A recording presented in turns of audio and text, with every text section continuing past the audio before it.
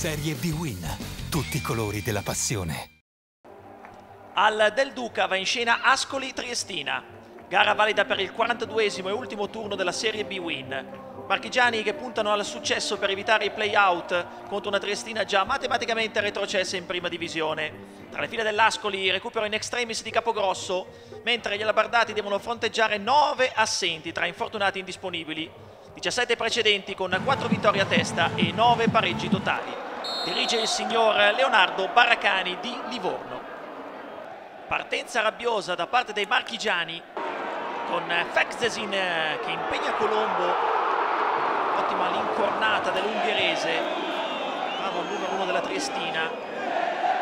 L'Ascoli insiste, la palla dentro, altra palla dentro, Giorgi al volo, non ci arriva Fektesin per un soffio. Si vede anche la Triestina con Guarna che blocca un colpo di testa di Malagò.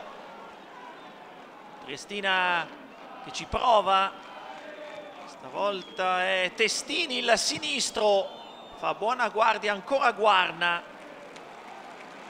Ascoli però domina,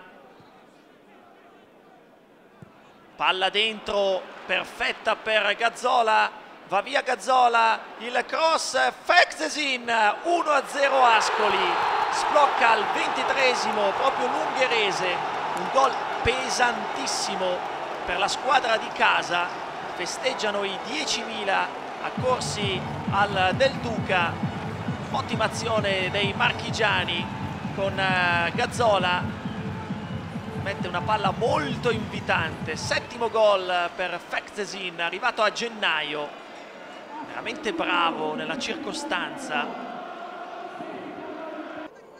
Insiste l'Ascoli, altra palla dentro, nessuno si cura di Moretti che fa 2-0 al 36esimo. Altra rete molto importante per l'Ascoli che vede la salvezza più vicina. Bello il destro del 22enne centrocampista bianconero. Comodamente avanti 2-0, l'Ascoli decide di chiudere definitivamente i conti ad inizio ripresa. La palla per Cristiano, il filtrante Fektesin, ribatte Colombo ma l'ungherese sulla ribattuta fa 3-0 al 49esimo. La rete che praticamente vale la salvezza aritmetica per l'Ascoli.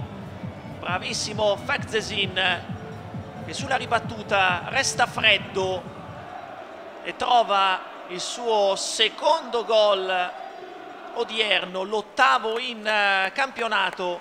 Ovazione all'uscita di Fektesin, man of the match di una partita che ormai ha davvero poco da raccontare. C'è ancora da gustare però questa buona azione dei marchigiani con Lupoli che serve sulla corsa Cristiano per Romeo che invece di tirare decide di mettere in mezzo. Cambia poco perché alla fine l'Ascoli può festeggiare la matematica certezza della salvezza, un 3-0 netto che non lascia dubbi sulla superiorità dei marchigiani, una rincorsa fantastica, il capolavoro di Castori. Ascoli salvo, finisce così il campionato dei marchigiani.